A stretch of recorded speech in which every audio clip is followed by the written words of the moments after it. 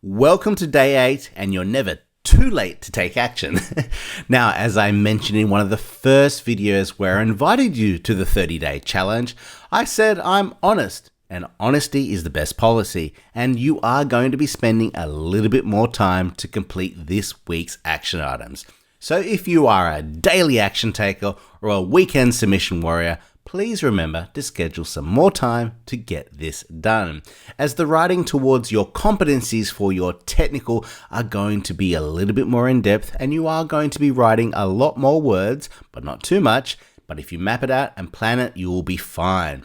We have a maximum of 4,000 words, which is about 570 that you need to complete towards the submission daily as an average, but highly suggested as this is your core and technical competencies towards your everyday, day-to-day skills. You are going to be providing a little bit more detail where possible, and you want to give the confidence to the assessors to your high professional abilities, so use all 4,000 words available to show this. As you've been mind mapping as singular levels, I want you to continue with that, but remember, you can do this with your creative juices to add your level 2s and level 3 mind mapping if needed. You will towards writing find that there could be some overlap, and this is why we are mapping it out. You might be thinking about a few things every single day, but you will notice that when you overlap your items, you're not giving in full depth reference to such specifics. If you think about laws, for example,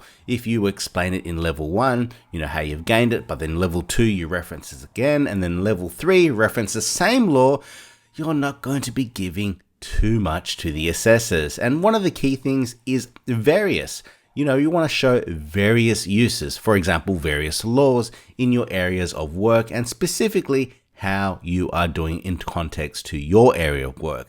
Now, you should be able to reference everything that you have done, but I have got some examples here for you to give you in regards to that writing. So I've got a QS and a valuation ones, and I know you've been mapping out level 1s, but to recap, for your level 1s, you are going to define, you're going to describe, you're going to reference how you have gained that knowledge and understanding. So you should be able to see in your statement the following elements: your understanding of the competency, how you have gained that knowledge, how it may impact you, reference to laws, legislations, or on-the-job training, reference to learnings that you might have undertaken.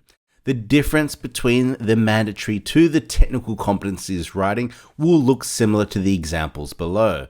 But, as a disclaimer, it's impossible for everyone to include the same laws, reference, knowledge gained as it has impacted you. Each candidate, each pathway, and each organization will alter the ingredients of the competencies very slightly. It's certainly not possible for me to say, follow this and you'll pass, as you have to provide confidence to the assessors that you can do the required job at the required level of work and obviously pass the interview. So, what's the difference between the mandatory and the technical competency writings? Well, it does look similar to this. I have health and safety here, and also a procurement and tendering. You will notice that there's a little bit more explanation for others, and you are welcome to have a little bit more. But let's just focus on the overarching statement and what it encompasses. Health and safety demonstrate knowledge and understanding of the principles and responsibilities imposed by law, code of practice, and other regulations appropriate to the area of practice. And procurement and tendering demonstrate knowledge and understanding of the main types of procurement, demonstrate knowledge and understanding of the tendering and negotiation process involved in procurement.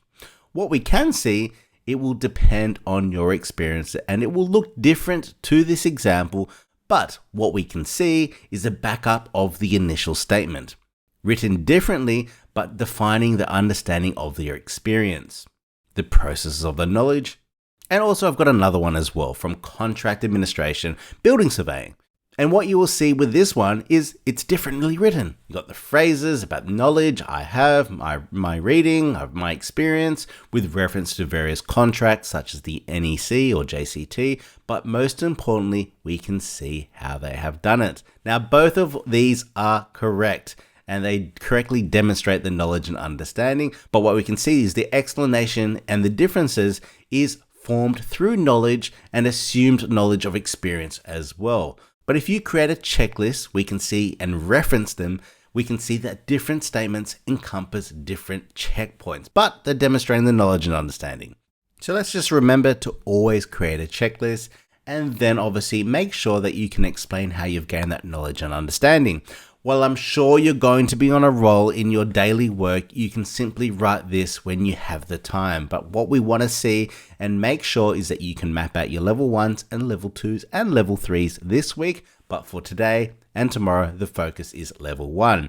Now remember, on the website, we do have 5 examples, and each and every one of these are written in a different way. But remember, use it as a blueprint for you to obviously perfect your own. I will go over level 2s and level 3s over the next couple of days, but make sure that you write it in the context of your own area of work. Now, if you haven't as well, please connect with your counsellor to make sure that they can mark off everything. And I'll also see you tomorrow.